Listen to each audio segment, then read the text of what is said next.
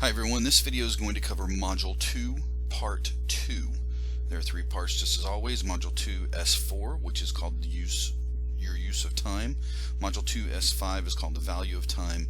And Module 2 S6 is time management strategies. And then of course we'll cover the assignment. To start with, we're going to discuss the PDF, your use of time. A very quick reminder, anything with an S in the assignment name, M2S4, M2S5, these are not things that you submit to me. This is not something that I will grade.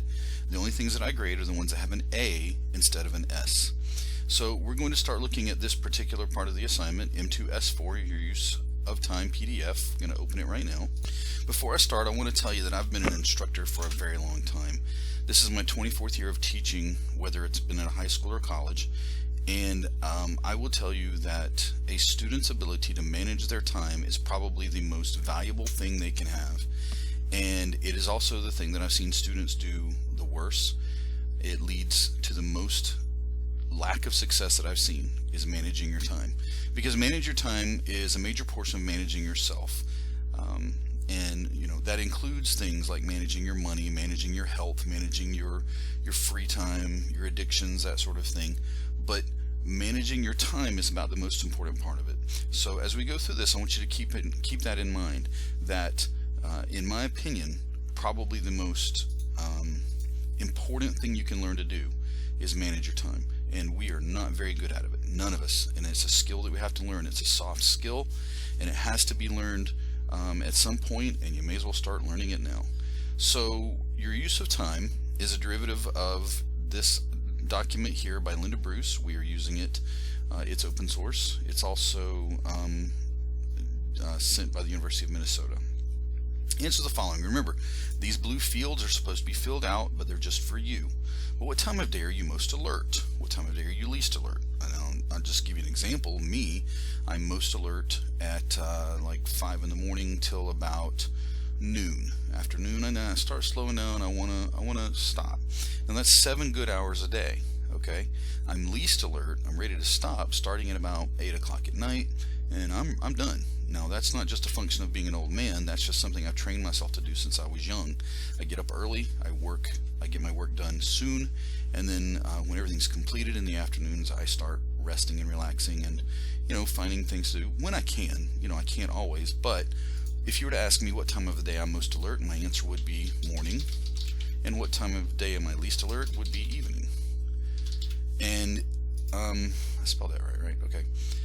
This then should help you to understand when you should be scheduling things to do. Your answers may be very opposite.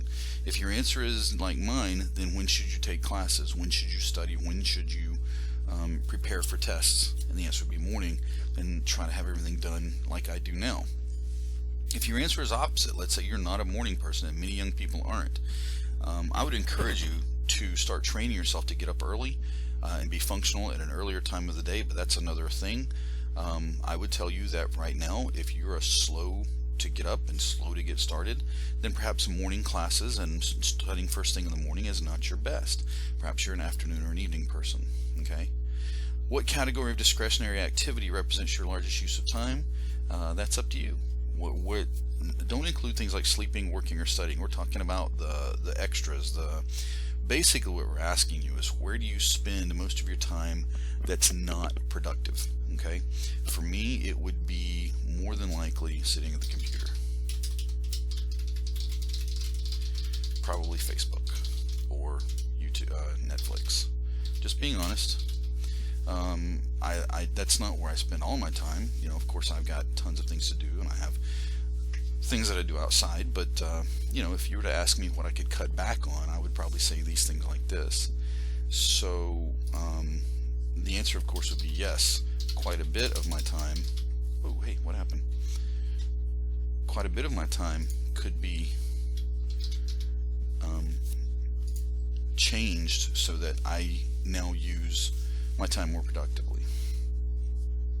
Of course I leave all this for you to read, but we spend a lot of our time on a daily basis not very organized, and we don't spend it very efficiently. if you watched the video last week from Dr. Vander Kellen, or Vinker Mellon, or whatever her name is, you remember that you have 168 hours in a week, and after you add it all up, you still have 50 hours of free time after you get through sleeping, eating, taking care of yourself, driving to work, working, etc. You still have 50 hours a week to spend. And yet, if you ask most people, there's not enough time to get things done. And what we realized from Dr. Vander Kellen is that it's not a matter of having time, it's a matter of prioritization. So for most people, prioritizing is the problem, not having enough time. Prioritizing is then, as we learned last week, based on our values and our goals. So my favorite thing that she asked, and I covered it last week, is if someone were to look at just your schedule, how you spend your day, if you had a printout of how you spent your day, 30-minute schedule increments all day long, could they tell what your goals are? Okay. For many of us, if they were to look at our schedule, it would be to become better at Facebook, or better at Xbox, or Twitter, or Snapagram, whatever you guys use. And so we should take a look at our schedules, take a close look at our schedules. That's something we're going to be doing this week, and we're going to learn how to prioritize. We need to understand the best thing to do to help us manage our life better by managing our time better. This doesn't mean giving up. This doesn't mean stopping Netflix, stopping Facebook, stopping Xbox. It just means that you're prioritizing now and changing your schedule. I think you'll find, if you start getting a serious focus on your daily schedule, that you'll see that you have plenty of time to do all of it, even play around for a little while. So the three most important steps in learning to effectively manage your time are to identify your time management style. We're going to cover that here. Then learning how to create a schedule and get better at prioritizing. Our time management style, this is something that you can go through here, but look at the four possibilities. Are you an early bird? Is it a balancing act? Are you a pressure cooker? Or are you an improviser? Go through this little questionnaire here and see what you can come up with. Which one of these are you? And by the way, when you're finished, I want you to include this in your final presentation, okay? And I want you to tell me which one you are most like, the early bird, the balancing act, the pressure cooker, or the improviser. Now, then we go through some traits, and I want you to read through these traits and kind of make it part of your final presentation as to which one of these you are, traits of which one of these things that you are, and then of course challenges and solutions. Please read all four of these parts. For instance, if you're an early bird like me, okay, well, how do I get out of this? Well, whatever. You like to make checklists and feel great satisfaction when you can cross something off your to-do list, and oh my goodness, do I enjoy that. I keep a to-do list on my phone. I keep a running daily piece of paper that has my to-do list on it. Anybody I need to call, anything I need to complete, and when I get it done, I take great satisfaction in drawing a line through it. And at the end of the day, when I can take this piece of paper and look at it and see that I've completed everything, I can crumple it up and throw it away, that's just a really good day for me. What I don't complete, if I have to, I'll transfer it to the next day. That's how I enjoy doing things. I know what I want according to this. I know that I'm driven to figure out how to achieve it. It's never really a problem for me to be motivated. That's a little bit of a stretch. I do have some struggles with that. Sometimes I get caught up in things done as quickly as possible, and I don't give myself enough time to really mull over the issues. Of course, that's true for me. So what do? I'm extremely organized and on top of my schoolwork, so I make sure I take time to really enjoy learning in my classes. Remember, school isn't all deadlines and checklists. You should also take time to think about the big picture, and that's something that happens to early birds, is they get caught up in the minutia, the moment by moment of the day, making sure they have everything completed, that they don't take the time to just kind of look around and see the global picture of what's going on. And I know in college I really struggled with that, and what that meant was is if I were taking a science class here such as biochemistry, and over here I'd taken another science class such as anatomy, I was too focused on them separately instead of trying to put them together and make connections, and that's something that early birds don't do very well. I'm not going to go over all of these, but I do want to go for the 6 tips for success. The balancing act, instead of simply doing what works, use each class as an opportunity for growth by engaging thoughtfully with the material and constantly pushing the boundaries of your own expectations for yourself. Early birds, they are well-rounded, and so they don't always complete assignments on time, but they get everything done very well.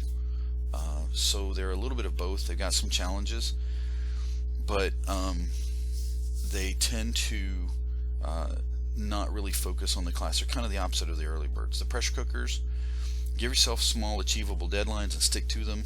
The pressure cookers tend to wait till the last minute, and we can all probably identify all parts of this. This is another part of me. They work well under pressure, and when they finally do sit down and accomplish a task, they can work for hours nonstop. I personally feel like that's a very bad idea, and I'll have some explanation on that later. But when you sit and work, you sometimes overestimate your ability to complete things at the last minute and procrastinate. So some tips are to give yourself small achievable deadlines and stick to them. Instead of saying I'll sit down and write this 30-page paper the day before it's due, I'll break it up into several weeks worth of work. The improviser they wait to the last minute to do assignments, but they've always been able to submit something that is acceptable even at the last minute. I have a friend who was a good improviser. He would come over. We would always go to classes together in the evenings, and he'd come over. If we had a 5:30 class, he'd show up at my house at 2 o'clock and say, listen, I'm going to talk while you type.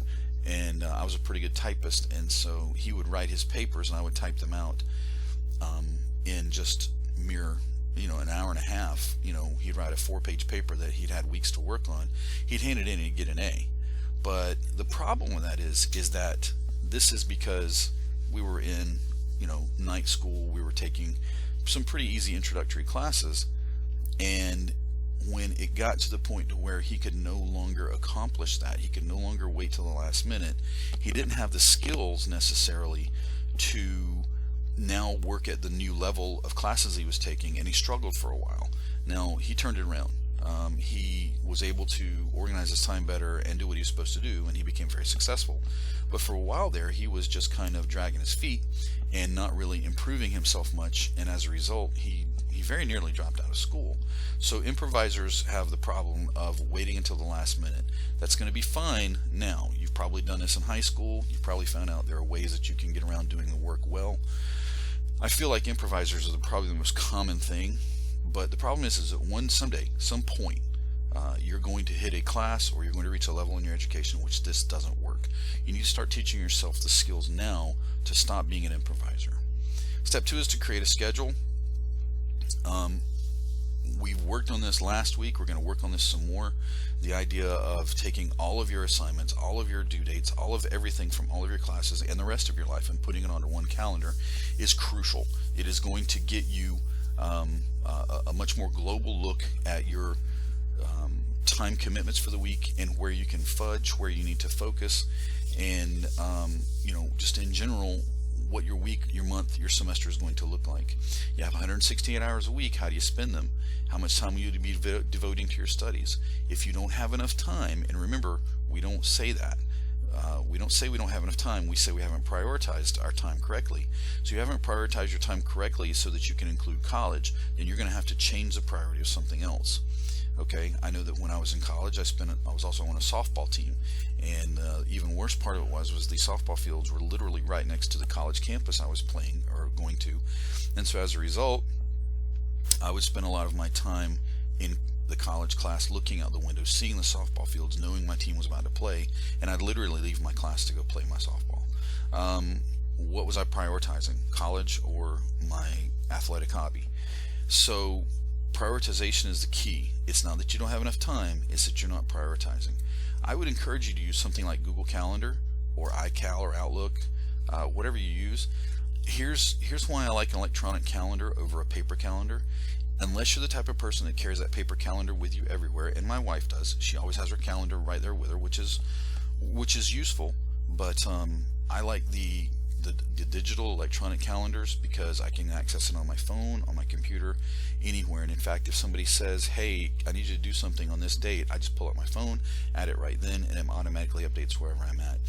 Whatever works for you, but I strongly encourage you to start using a calendar of some form, that a planner that you now keep updated and check routinely. Okay. So here's some questions and answers about schedules. Do I really need to create a study schedule? For those of you that say you can keep track of all this in your head, please get that out of your head. You will forget something. Your brain is not as smart as it looks. And so, do you really need to create a study schedule? Absolutely. If for no other reason, so that you can see all the separate classes study requirements into one planner, so that you can have a very clear look at what is expected of you in terms of study. You can do it in many ways. Again, I prefer Google Calendar. Here's a printable class study schedule from Florida State University you may want to look at. It may help give you some ideas for how to organize your time. And then Ohio State University has ways to plan time, semesters, weeks, days. There's even electronic internet is pretty cool, because there's even a website out there, and I don't know where it is, but you can Google it, that will let you take a particular task, such as writing a paper. You tell it when the paper's due, and it will actually create for you, break apart and schedule for you time, each subtask to accomplish writing the paper, and it'll tell you how long you have and when you need to do it. It's pretty cool. There's all kinds of stuff like that available for you. How much time should I spend studying for class? That's a great question. It is different per class. The general rule of thumb is that for every hour in, you spend 3 hours out. This can get to be a time commitment if you have 4 classes a semester, and you take a 3-hour class. Typically here at Indian River we have 2.5-hour classes. That's on a weekly basis. That's 10 hours that you're spending in of class, which means this should be between 20 and 30 hours outside of class. That's a total of 40 hours per week. That's the same as a job. And so now if you're trying to maintain a job and a study schedule, that's 80 hours per week. This is doable. I did it. I did a master's degree while working 2 jobs. But it also means you literally don't have time for anything else, or you have to be creative. I was able to get my second job, allowed me a lot of downtime. I was basically monitoring something, and so I was able to work and study, read, write papers and stuff while working. If you can combine things like that, that's great, but keep in mind, what's your top priority. And so there's an exercise here, the 168-hour exercise, how to use my time now, that I think we're going to kind of this is an assignment this week, is going to be to kind of replicate that, right? Aside from class requirements, should I count for anything else as I draw up my schedule? The answer is absolutely. The more things you can put onto your calendar, the better. The more you're able to inject into that calendar and say, I have to be here at this time, and then you can go back later and say, okay, I've got a 3-hour space here, which I don't have much to do. I'm going to use that to study for science or something, study for math, because you're able to then start seeing chunks of time that you can do things in. And most people, if they don't schedule that time, will waste it on things like television or internet. And the thing is you can waste time as long as it's done after you accomplish your required task for college. Okay. My life and school requirements change on a week-to-week basis. How can I possibly account for this when making a schedule? You just simply create a variable schedule with your electronic calendar. Okay, with the electronic calendars are nice because you can move things up or down just by clicking and dragging. Whereas on a paper calendar you have to erase and rewrite. So that's up to you.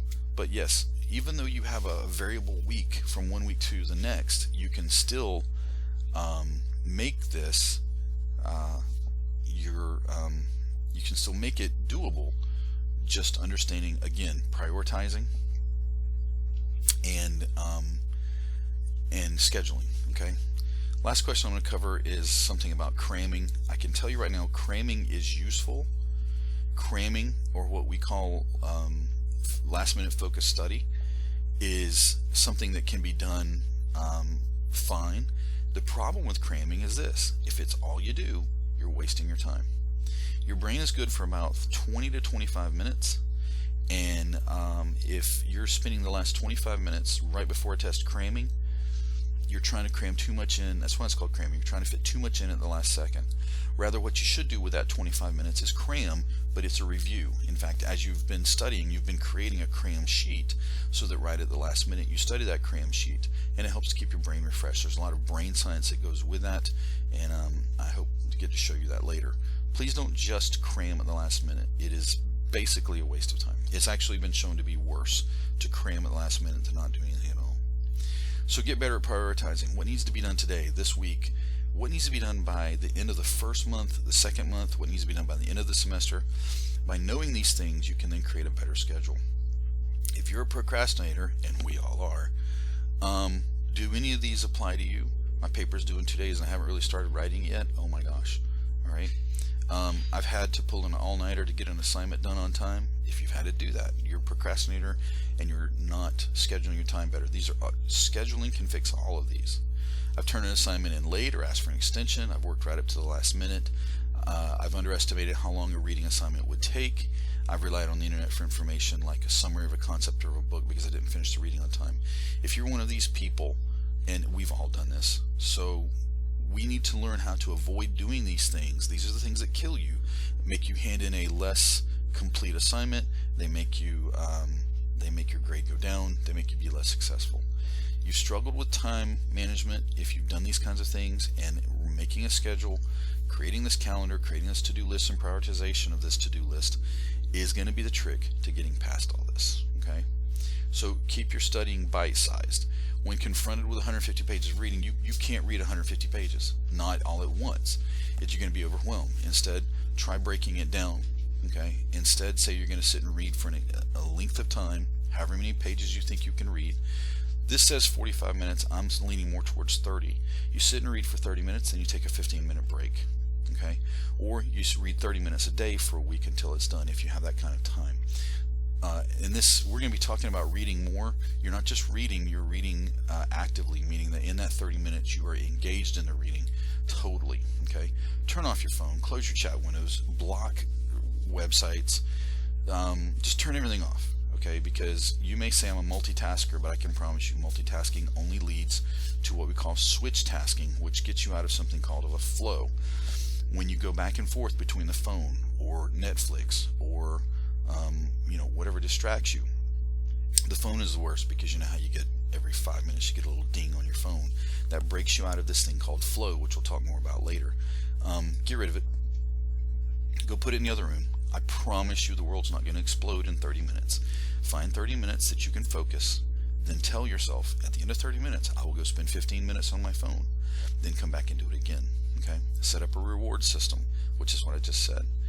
And this says 40 minutes with a 5-minute break. I think it should be more like 30 minutes with a 15-minute break.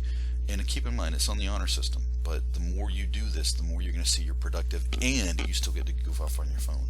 Work for 30, take 15 off. Work for 30, take 15 off. But make sure that you're working for 30, a full 30, and make sure you're only taking 15. Some people get, like if you start in on your social media, that time can go very rapidly. 15 minutes is not enough time to start something on Netflix. It's not enough time to play a level in some type of video game. So be careful that you're not starting something in your 15-minute break that you're going to go over your 15 minutes. 30 on, 15 off, and to be even better manager of your time, your 30 on needs to be focused, but your 15 off doesn't have to be playtime. You can take that 15 minutes to then put a load of clothes in the washer and dryer, the whole put a load of clothes in the wash, take the wash out of the dryer, and fold the clothes. That can all be done, and you only have to do that 3 or 4 times a day. And in between, you can clean the bathroom in 15 minutes. You can unload and load the dishwasher. You can be accomplishing other things in that break time besides just a break. It doesn't have to be a pleasurable break. It just has to be a distraction. Okay, you need to get away from it, and you will find yourself being far more productive if you 30 minutes on, 15 minutes off. Find a place that's reserved only for you. Your bedroom you may share a bedroom with a roommate. You may share a bedroom with a sibling. That's not going to work. It also may tempt you to play with your video games, or it may be too distracting because of just the crazy stuff going on in the room. You may even be tempted to take a nap. Okay, maybe the bedroom works, maybe it doesn't. This is entirely up to you. I call it my nest. Wherever you can nest the best. In some cases, I had a student one time who lived in a house that was pretty wild. She had a bunch of siblings. She had parents that were remodeling the house constantly, and she said she would take her truck and they lived on a ranch. She would drive it down to a creek behind there, and that's where she would study, and she was able to focus. Wherever works best for you, but find a place that you can study. Use checklists, make your incremental accomplishments visible so that you can scratch them off. It is a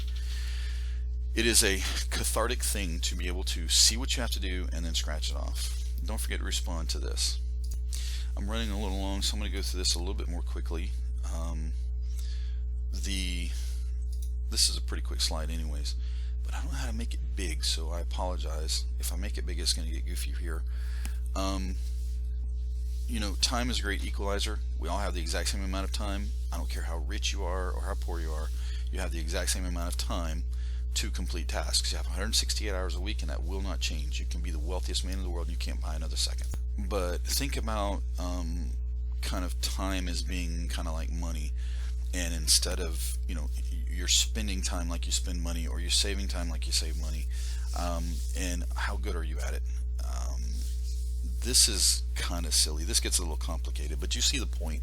The point is that perhaps you are not very good at budgeting your time, and I would encourage you to seriously think about how you spend your time. You got 168 hours.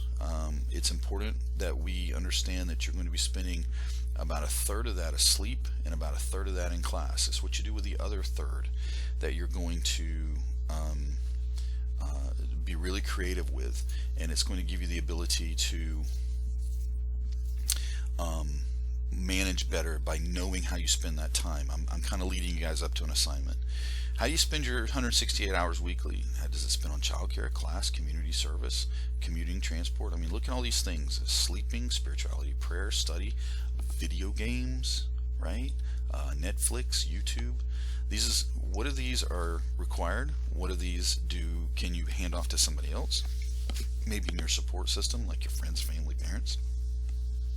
What of these things do you do too much of and can come back on? What of these things do you need to totally remove, such as partying or sleep, recreation? And I don't want to say totally remove that, but I want to say be more intelligent with how you spend your time to get it. Remember, we're talking about budgeting time. Even things like video games and Netflix, I think, are important as long as they're done after, everything else, which means prioritization. So we're gonna be maybe talking about fixed time versus free time. Fixed time are those things that you have committed to. They have to be done, and you know this because you put it onto your calendar. You know that you have to study this amount of time. You know that this is due, so you have to get this done. And then the free time can be found later, and you'll find a couple of things. One, you're using way too much free time now because you haven't started managing your schedule, and you'll notice that you're spending a lot of free time now. But you'll also notice after you start creating a schedule and managing your time better that you still have plenty of free time. See, it's not a matter of not having enough time, it's not prioritizing it and spending our time efficiently. So I want you to just watch this video. It kind of covers all of what we just said. There's some good stuff in there, and most interestingly, there's a couple of spots where the video stops and asks you a question. It is strongly suggested that you watch this video and answer those questions in preparation for the Module 2 quiz.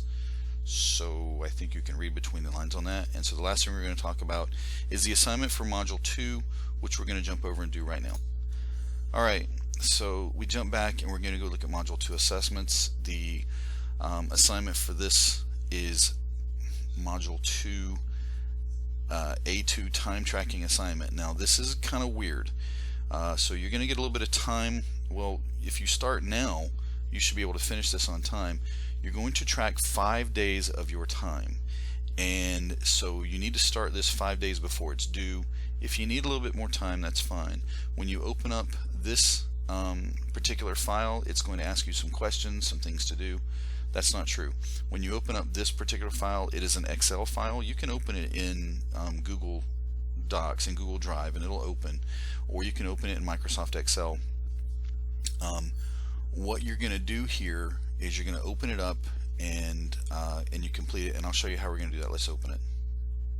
Now I've opened it in Google Docs, Google Drive, and it's designed for Excel, so it might be a little wonky in Google Drive, but I have students to complete it all the time.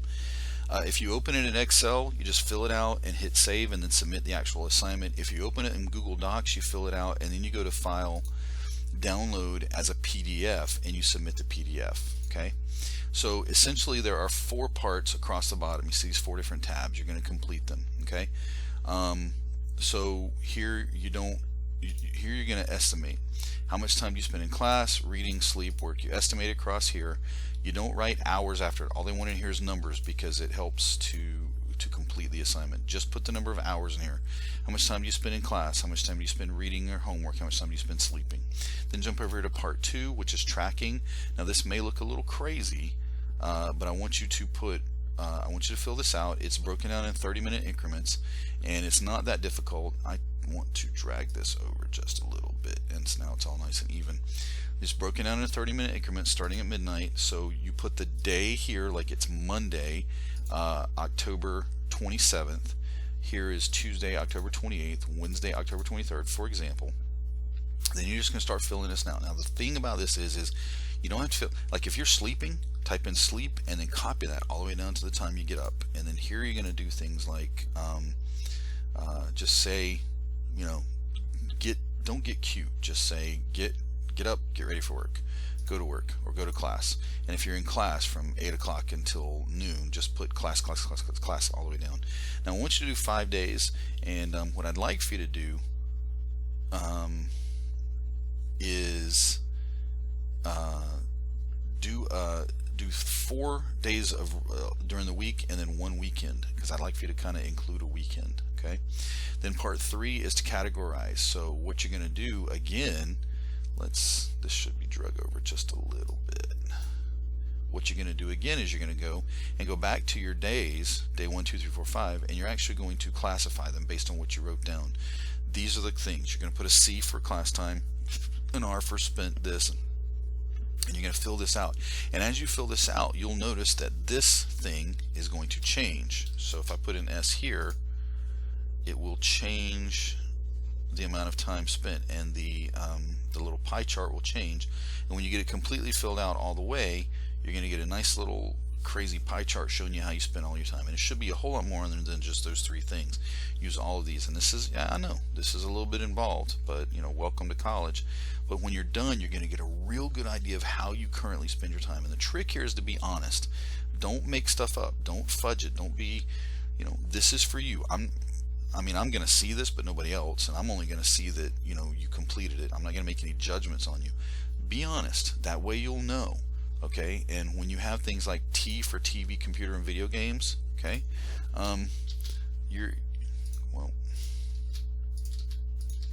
when you start adding in, this is how much time I spent on TV, computer, and video games, then you're going to start seeing that little piece of the pie chart get pretty big, and you might be able to make some. Now you can make some adjustments to how you spend your time. So that's what is the last part here. Linking this to values, go across here and highlight by using green, yellow, and red which one of these things are the most important to you, and then ask yourself a question. Does my time spent here correlate to my values? When you're done, save it, submit it. You've completed M2A2. And that concludes the part 2 of module 2, and I will be also, you're supposed to do part 3 of module 2, which includes a quiz, and that's going to be a whole nother video. All right, get to work. See you on the next one.